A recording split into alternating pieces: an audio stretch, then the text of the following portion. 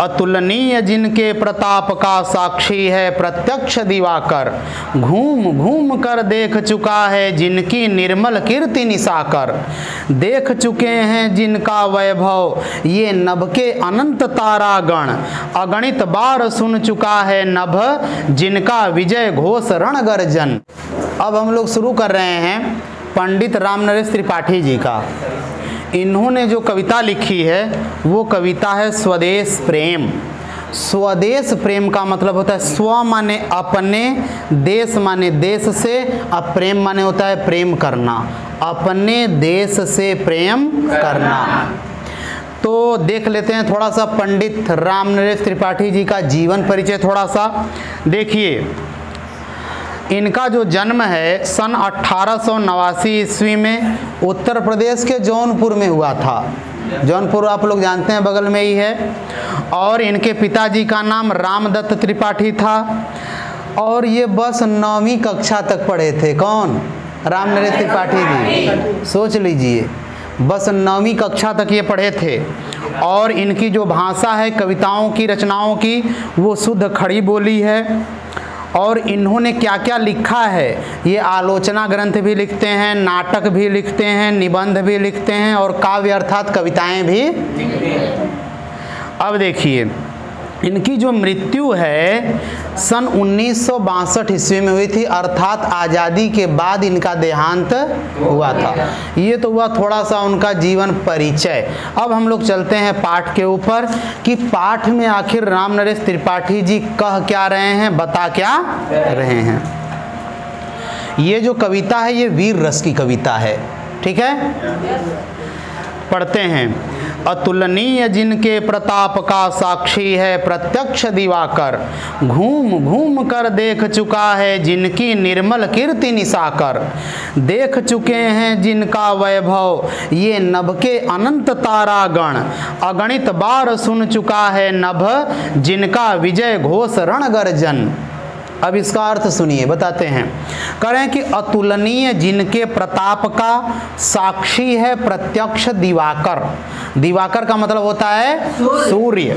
सूर्य भी जिनके प्रताप का, जिनकी वीरता का क्या देता है, प्रमाण देता है, साक्षी देता है, साक्षी है वो। कुछ रहिए, बैठ जाइए। तो समझ लीजिए, कह रहे हैं कि जिनकी वीरता का प्रमाण साक्षात कौन देता है, सूर्य देता है। और वो भी वीरता कैसी है, तो लिखा है अतुलनीय, ऐसी वीरता जिसकी तुलना कभी न की जा सके, ऐसी वीरता है स्वदेश प्रेम वाले पाठ में। और करें साक्षी है प्रत्यक्ष दिवाकर, अर्थात सूर्य भी साक्षी देता है, गवाही देता है कि अरे इस देश के जो वीर थे उनकी जो वीरता थी अतुलनीय थी, अर्थात किसी से तुलना नहीं। आगे, घूम घूम कर देख चुका है जिनकी निर्मल कीर्ति निशाकर, और घूम घूम करके जिनकी निर्मल कीर्ति, निर्मल माने होता है निर्मल माने साफ स्वच्छ, बिना गंदगी का, इतनी साफ स्वच्छ कीर्ति को कौन देख चुका है, निशाकर। निशाकर माने चंद्रमा, ध्यान दीजिए। दिवाकर माने सूर्य और निशाकर माने चंद्रमा। दीवा माने दिन, कर माने करने वाला, दिन को करने वाला अर्थात दिन को बनाने वाला। तो दिन किससे बनता है, सूर्य से, इसलिए दिवाकर नाम है किसका, सूर्य का। और निशाकर, तो निशा माने रात, अकर माने करने वाला, रात को कौन बनाता है, चंद्रमा, इसीलिए चंद्रमा का नाम है निशाकर। आगे देखिए, देख चुके हैं जिनका वैभव ये नभ के अनंत तारागण, अरे जिनके वैभव को, जिनके नाम को ये तारागण अर्थात आकाश के तारे भी क्या किए हैं, देखे हैं। अगणित बार सुन चुका है नभ जिनका विजय घोष रण गर्जन। अगणित बार मतलब अनगिनत बार, कई बार ये आकाश भी जो जिनकी गर्जना को सुन चुका है, जो कभी युद्ध के क्षेत्र में गरजते थे, युद्ध के क्षेत्र में, तो उनकी आवाज़ों को, उनकी गर्जना को ये आकाश भी कितनी बार सुना है, अनगिनत बार सुन चुका है। आगे देखिए, शोभित है सर्वोच्च मुकुट से जिनके दिव्य देश का मस्तक, गूंज रही हैं सकल दिशाएं जिनके जय गीतों से अब तक। कह रहे हैं कि शोभित है अर्थात शोभा पाता है सर्वोच्च मुकुट से, सबसे ऊंचे मुकुट से, जिनके दिव्य देश का मस्तक, जिनके देश का मस्तक सबसे ऊंचे मुकुट से शोभा पा रहा हो, अर्थात जिनके देश के, हमारा जो देश है भारत, हमारे देश के भारत देश का मुकुट किसको कहा जाता है? हिमालय पर्वत को।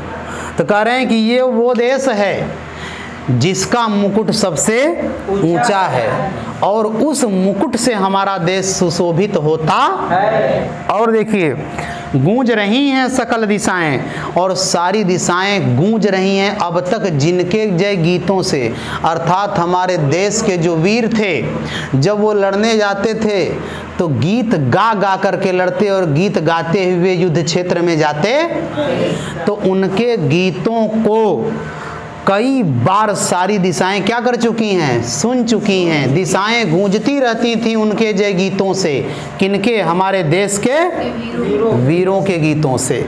और देखिए, जिनकी महिमा का है अविरल साक्षी सत्य रूप हिम गिरिवर। करें कि हिम गिरिवर अर्थात यह जो हिमालय पर्वत है यह भी साक्षी देता है जिनकी महिमा का। महिमा माने होता है बड़ा नाम हो जाना, यश मान सम्मान प्राप्त कर लेना, अर्थात उन वीरों के मान सम्मान को भी कौन जानता है? हिमालय पर्वत। और उतरा करते थे विमान दल जिसके विस्तृत वक्षस्थल पर। अब देखिए क्या कह रहे हैं, जिसके वक्षस्थल पर अर्थात इस भारत भूमि पर अनेक प्रकार के विमान दल उतरा करते थे। विमान माने होता है यान, जहाज। पहले के ज़माने में आप लोगों ने सुना होगा कि रामायण में पुष्पक विमान हुआ करता था, और वो पुष्पक विमान कहाँ उतरते थे? हमारे इस भारत भूमि पर। वो है हमारी भारत भूमि जहाँ की पहले ही लोग जहाज बना चुके थे, हवाई जहाज।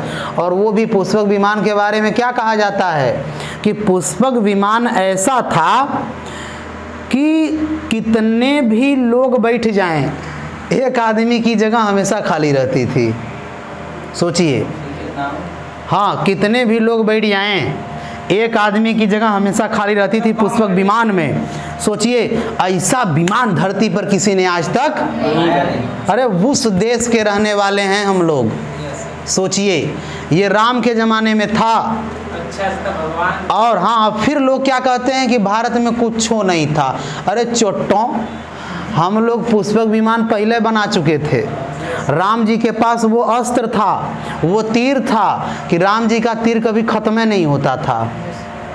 सोचिए, अक्षय तर्कस कहलाता था, जिनका तर्कस कभी नाश न होता हो, नष्ट ही न होता हो। तीर मारते थे, मार के फिर वापस इसी में आ जाता था।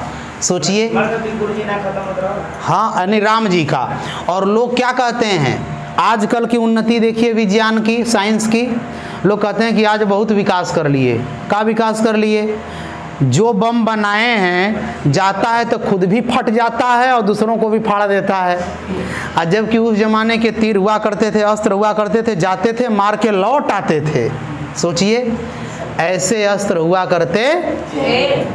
तो भाई, ये हमारा देश है, ये भारत जो है वीरों की भूमि है, ज्ञानियों की, विज्ञानियों की भूमि है। और इसके बारे में कौन कह रहे हैं? राम नरेश, कि इसकी छाती पर, इस भारत माता की छाती पर बड़े बड़े विमान क्या करते थे? उतरते थे। और देखिए, सागर निज छाती पर जिनके अगणित अर्णव पोत उठाकर पहुंचाया करता था प्रमुदित भूमंडल के सकल तटों पर। करें कि अरे भाई, सागर भी अपनी छाती पर बड़े बड़े पानी के जहाज़ों को उठा करके जिसके तट पर पहुंचाता था। किसके तट पर? भारत भूमि के तट पर। सागर में भी बड़े बड़े जहाज होते थे। आज भी हैं। और वो जहाज कहाँ आते थे? भारत भूमि पर। तो सागर भी अपनी छाती पर जहाज़ों को बैठा करके कहाँ लाता था? भारत के पास। और पहुँचाया करता था प्रमुदित भूमंडल के सकल तटों पर। और हमारे देश के जहाज़ों को ये समुद्र ही अपनी छाती पर बैठा करके दुनिया के सभी कोनों में, दुनिया के सभी तटों पर क्या करता था? पहुँचाया करता था, पहुँचाता था। ऐसी उन्नति थी, ऐसे वीर लोग थे हमारे यहाँ। सोचिए कि हमारे यहाँ का जहाज भी चलता था और वो दूसरे दूसरे देशों तक जाता। और नदियाँ जिसकी यश धारा सी बहती हैं अब भी निशिवासर, अर्थात आज भी जिसकी नदियाँ यश धारा सी, यश माने होता है मान, सम्मान, नाम, आज भी जिनकी नाम रूपी नदियाँ, यश रूपी नदियाँ रात दिन क्या करती हैं? बहती हैं। अर्थात आज भी लोग भारत के वीरों का नाम लेते, ऐसे ऐसे वीर हुआ करते थे। और देखिए क्या कह रहे हैं, ढूंढो उनके चरण चिन्ह भी पाओगे तुम इनके तट पर। करें कि अरे ढूंढो अपने देश के वीरों के चरण चिन्ह, ढूंढो चरणों के चिन्ह, अर्थात उनकी निशानियां खोजो और तुमको उनकी निशानियां इन्हीं तटों पर क्या होंगी? मिलेंगी। आगे देखिए, विश्वत रेखा का वासी जो जीता है नित हाँफ हाँफ कर, रखता है अनुराग अलौकिक यह भी अपनी मातृभूमि पर। विश्वतवासी का, विश्वतवासी मतलब जहाँ बहुत गर्म प्रदेश है, दक्षिण अफ्रीका जैसे देश, वहाँ के लोग देखिए बिल्कुल काले काले होते हैं, क्योंकि वहाँ गर्मी बहुत अधिक पड़ती है। ब्राज़ील के लोग, दक्षिण अफ्रीका के लोग, है कि नहीं? तो करें कि वहाँ भी पैदा होने वाले लोग। अच्छा ये बताइए कि जहाँ बहुत ज़्यादा ठंडी पड़ती है और जहाँ बहुत ज़्यादा गर्मी पड़ती है, क्या वहाँ पैदा होने वाले लोग वहाँ की भूमि से प्रेम नहीं करते होंगे? तो ये वही बात कह रहे हैं कि वहाँ पैदा हुए लोग भी, वहाँ पैदा हुए लोग भी क्या करते हैं? हाँफ हाँफ कर जीते तो हैं, लेकिन वो भी अपनी मातृभूमि से प्रेम करते हैं। और देखिए, ध्रुववासी जो हिम में तम में जी लेता है कांप कांप कर, वह भी अपनी मातृभूमि पर कर देता है प्राण निछावर। करें ध्रुववासी, उत्तरी ध्रुव और दक्षिणी ध्रुव बहुत ठंडी रहती है, 6-6 महीने, 7-7, 8-8 महीने तक सूर्य ही नहीं निकलता है, कोहरा छाया हुआ है। ऐसी जगहों पर भी जन्म लेने वाला व्यक्ति ठिठुर ठिठुर कर, कांप कर जी लेता है, लेकिन जब देश की बात आती है तो अपना जीवन बलिदान कर देता है अपनी उस भूमि के लिए। तो भाई, जब ऐसी ऐसी जगहों पर पैदा हुए लोग अपने देश के लिए, अपनी मातृभूमि के लिए प्राण दे देते हैं, तो हम लोग तो स्वर्ग जैसी धरती पर जन्म लिए हैं, तो हमें तो और जल्दी प्राण देना चाहिए अपनी धरती के लिए, अपनी मातृभूमि के लिए, है कि नहीं? हाँ, लेकिन क्या केवल लड़ना ही देशभक्ति है? देश के लिए हर एक कार्य करना, ऐसा कार्य करना जो देश के लिए लाभ में हो, हानि में ना हो। ये सारे काम देशभक्ति में आते हैं, देश सेवा में आते हैं, मातृ सेवा में आते हैं। ठीक है, आगे देखिए, तुम तो हे प्रिय बंधु, ये आप लोगों को कह रहे हैं, हम लोगों को कह रहे हैं नरेश त्रिपाठी जी, कि तुम तो हे प्रिय बंधु, हे मेरे प्रिय बंधु, तुम तो स्वर्ग सी सुखद सकल विभवों की आकर, धरा शिरोमणि मातृभूमि में धन्य हुए हो जीवन पाकर। ऐ मेरे देश के वासियों, अरे तुम तो स्वर्ग जैसी सुंदर भूमि पर पैदा हुए हो। सुखद अर्थात जो आपको सुख देती है। दुनिया में भारत जैसी भूमि कहीं नहीं है।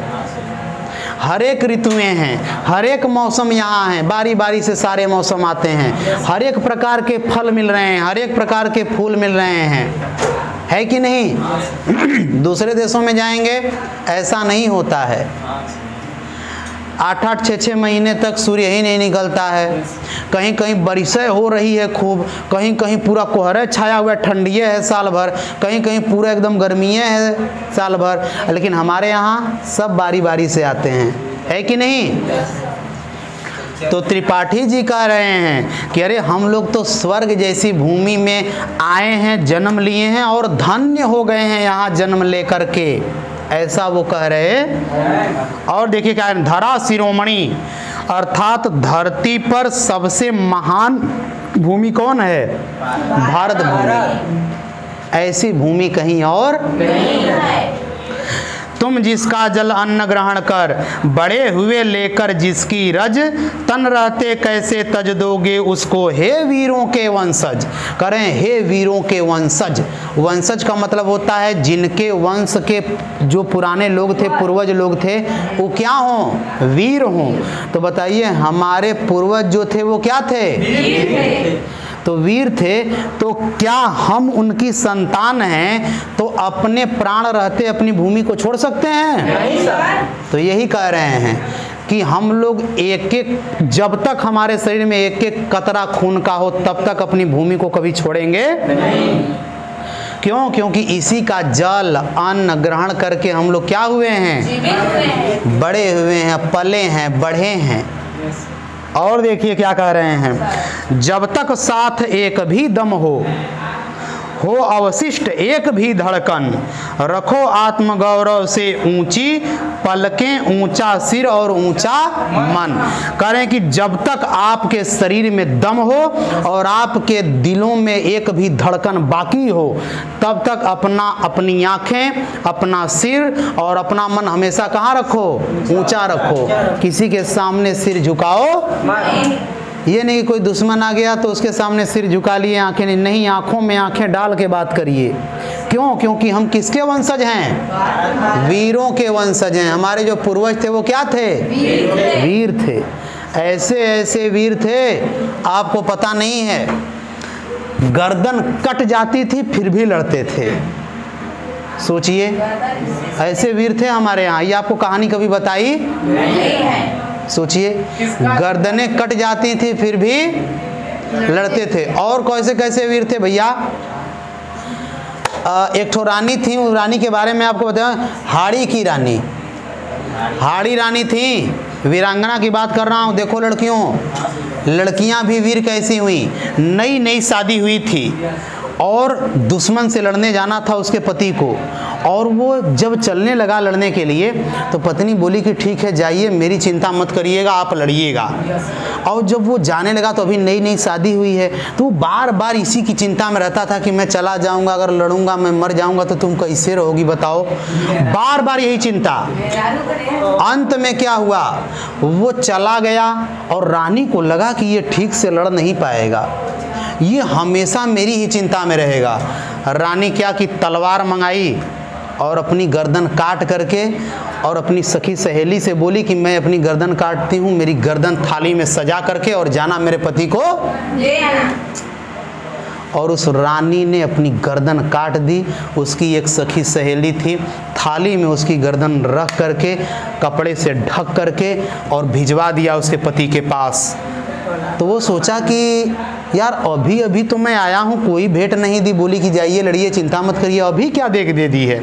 जैसे उसने कपड़ा उठाया तो देखा कि उसकी पत्नी का सिर है। अब उसके अंदर जोश आया कि अब तो कोई रहा ही नहीं मेरा, तो मैं किसकी चिंता करूं। फिर उसने जो युद्ध किया पूरी दुनिया याद रखती है, और वो लेकिन बताया आपको नहीं जाता। नाम नहीं पता है, किसी दिन मैं आपको नाम बताऊंगा कि वो राजा कौन था और वो रानी कौन थी। रानी को कहा जाता है हाड़ी की रानी। हाड़ी एक स्थान है, हाड़ी की रानी। तब कहाँ ऐसे वीर पैदा होंगे भैया? भारत में नहीं होंगे तो कहाँ होंगे ऐसे वीर? बताइए, है कि नहीं? और देखिए आगे कह रहे हैं कि एक बूंद भी रक्त शेष हो जब तक मन में, हे शत्रुंजय, हे शत्रुंजय, हे शत्रु को जीतने वाले, जब तक तुम्हारे अंदर एक बूंद भी रक्त शेष हो, खून बाकी हो, दीन वचन मुख से न उचारो, मानो नहीं मृत्यु का भय। अरे अपने मुख से कभी गिड़गिड़ाना मत और मृत्यु से भी कभी डरना। जब तक तुम्हारे अंदर खून का आखिरी कतरा, एक कतरा तक बाकी है, तब तक कभी मृत्यु से डरना। और देखिए, निर्भय स्वागत करो मृत्यु का, मृत्यु एक है विश्राम स्थल। करें कि अरे निर्भय होकर बिना डर के स्वागत करो मौत का, क्योंकि मौत क्या है? एक विश्राम स्थल है। आप जीवन में लड़ रहे हैं, युद्ध कर रहे हैं, और जब आप मरते हैं तो ये एक विश्राम स्थल है, आराम घर है, और आप मर करके आराम करने के लिए चले जाते हैं। इसलिए आप ये सोच लीजिए कि आप मर नहीं रहे हैं, आप कहाँ जा रहे हैं? विश्राम करने, आराम करने जा रहे हैं। और देखिए, जीव जहां से फिर चलता है, धारण कर नवजीवन संबल। अरे आज मरेंगे, कल फिर जन्म होगा, और फिर से जीवन धारण करके फिर भारत माता में पैदा होंगे, और फिर से अपने जीवन को भारत माता के लिए बलिदान कर देंगे। सोचिए, ये बातें कह रहे हैं। और मृत्यु एक सरिता है जिसमें श्रम से कातर जीव नहा कर। अरे मृत्यु एक नदी है। जैसे जब कोई आदमी बड़ा थक जाता है तो जब वो नहा लेता है तो सारी थकान दूर हो जाती है, वैसे ही हम जीवन में जब थक जाते हैं तो मरते हैं, और जब मरते हैं तो मान लीजिए कि मरना, मृत्यु एक नदी है। क्या है? सरिता। सरिता माने नदी। और इस नदी में जब हम नहा लेते हैं तो फिर हमारी सारी थकान दूर हो जाती है। और देखिए आगे, फिर नूतन धारण करता है काया रूपी वस्त्र बहाकर। कह रहे हैं कि ये जो हमारा शरीर है, जब यह पुराना हो जाता है, जब ये अयोग्य हो जाता है, रहने लायक नहीं रहता है, तो आत्मा इसको छोड़ देती है और फिर दूसरा शरीर धारण कर लेती है। अर्थात आदमी, इंसान जब मरता है ना, जीव जब भी कोई जीव मरता है तो ऐसा नहीं कि मर के खत्म हो गया, नहीं, उसकी आत्मा निकली और अब जा करके एक दूसरा शरीर धारण करेगी, जैसा उसने कर्म किया है उसके आधार पर। सोच लीजिए, यही होता है। हाँ, जैसे मान लीजिए हम मरे तो ऐसा नहीं कि मर गए तो खत्म हो गए, नहीं, हमारी आत्मा निकल करके किसी दूसरे शरीर में प्रवेश करेगी। मैं फिर जन्म लूँगा, बस ये शरीर बदल जाएगा। जैसे हमारा ये कपड़ा है, ये हो जाएगा पुराना, तो हम इसको बदल के दूसरा पहनते हैं। वैसे आत्मा भी क्या करती है, जब ये शरीर पुराना हो जाता है, जब ये शरीर रहने के लायक नहीं रहता है, तो आत्मा इसको क्या कर देती है? छोड़ देती है, बदल देती है, फिर दूसरा शरीर धारण करती है। तो इसलिए किस बात से डरना, क्योंकि मरते तो हैं नहीं कभी। जैसे कपड़ा बदलते हैं वैसे आत्मा शरीर बदल देती है। ये कौन कह रहे हैं? राम नरेश त्रिपाठी जी। यही बात महाभारत में, श्रीमद् भागवत गीता में भगवान श्री कृष्ण अर्जुन को कहते हैं कि हे अर्जुन, यह शरीर मरता है, आत्मा। आगे देखिए, सच्चा प्रेम वही है जिसकी तृप्ति आत्म बलि पर हो निर्भर। कह रहे हैं कि सच्चा प्रेम वही होता है जिसमें लोग स्वयं को कुर्बान करने की इच्छा रखते हों। आजकल झूठा प्रेम है पूरी दुनिया में, अपने को कुर्बान नहीं करना चाहते हैं, सोचते हैं दूसरा मर जाए हम जिंदा रहें। तो भैया ये झूठा प्रेम है। राम नरेश त्रिपाठी कहते हैं कि सच्चा प्रेम वही है जहां लोग स्वयं को क्या करें, बलिदान करने के लिए तैयार रहें, वही क्या कहलाता है? सच्चा प्रेम। त्याग बिना निष्प्राण प्रेम है, करो प्रेम पर प्राण निछावर। करें कि अरे भाई, जो प्रेम है ना वो त्याग मांगता है, और इस प्रेम पर अपने प्राण भी क्या कर दो? अर्थात यदि आपको देश से प्रेम है तो अपने प्राणों की बलि देने में जरा भी हिचकिचाना नहीं चाहिए, क्योंकि देश के लिए भाई बड़े सौभाग्य से लोग मरते हैं, अन्यथा कौन देश के लिए मर रहा है? सब तो ऐसे ही जी रहे हैं कि नहीं। और देखिए अंतिम 4 पंक्तियां सुन लीजिए। देश प्रेम वह पुण्य क्षेत्र है, अमल असीम त्याग से विलसित, आत्मा के विकास से जिसमें मनुष्यता होती है विकसित। कह रहे हैं कि देश प्रेम वह पुण्य क्षेत्र है। देश प्रेम एक बहुत बड़ा पुण्य क्षेत्र है।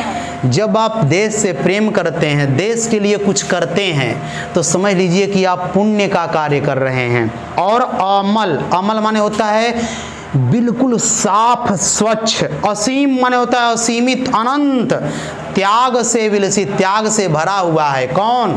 देश प्रेम रूपी क्षेत्र, देश प्रेम रूपी जो घर है यह किससे भरा हुआ है? त्याग से भरा हुआ है। साफ स्वच्छ है और अनंत है, अर्थात बहुत बड़ा है।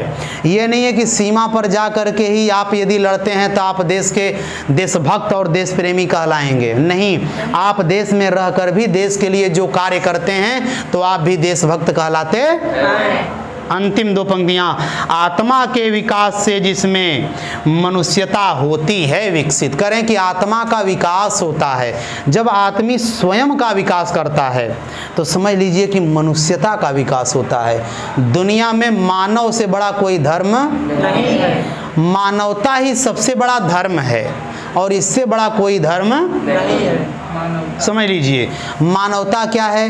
किसी गरीब, किसी दीन, किसी दुखी व्यक्ति को देख करके उसकी सहायता करना, किसी असहाय के प्रति आपके मन में यदि वेदना उत्पन्न होती है, आप किसी दीन दुखी व्यक्ति को देखते हैं और उसको देख करके यदि आपके मन में तड़प उठती है, आप दुखी होते हैं, तो समझ लीजिए कि आप आदमी हैं, आपके अंदर आदमियत है, आप इंसानियत में भरे हुए हैं, इंसानियत से भरे हुए हैं। अन्यथा आपके अंदर ऐसा नहीं है तो फिर आपके अंदर इंसानियत नहीं है। आज लोग क्या करते हैं? कोई भिखारी आदमी बैठा हुआ है, जाते हैं और चल रहे हैं और दूर से देख जाएंगे कि बैठा हुआ है और जैसे ही पास पहुंचेंगे तो मुंह इधर करके चलेंगे। भाई, यदि किसी गरीब आदमी को देख करके आपके मन में दया नहीं आती, आपका मन तड़पता नहीं है, आपका मन दुखी नहीं होता है, तो समझ लीजिए कि आप आदमी के रूप में शैतान हैं और आपके अंदर इंसानियत जरा सी भी नहीं है। तो ये कह रहे हैं कि भैया आत्मा के विकास से मनुष्यता होती है विकसित। मनुष्यता कब विकसित होगी? जब अपनी आत्मा का विकास करेंगे, अर्थात प्रत्येक व्यक्ति को अपने स्वरूप समझेंगे कि उसके अंदर भी आत्मा है, उसके अंदर आत्मा है, उसके अंदर आत्मा है, सबके अंदर, और सबको अपने समान समझेंगे और जैसे उसको दुख होता है वैसे मुझे भी दुख होता है। ये भावना जब तक आपके अंदर नहीं आएगी तब तक आप मनुष्य नहीं हैं, आप मानव नहीं हैं। आपके अंदर मानवता होनी चाहिए। इसी के साथ आपका पाठ समाप्त हो गया।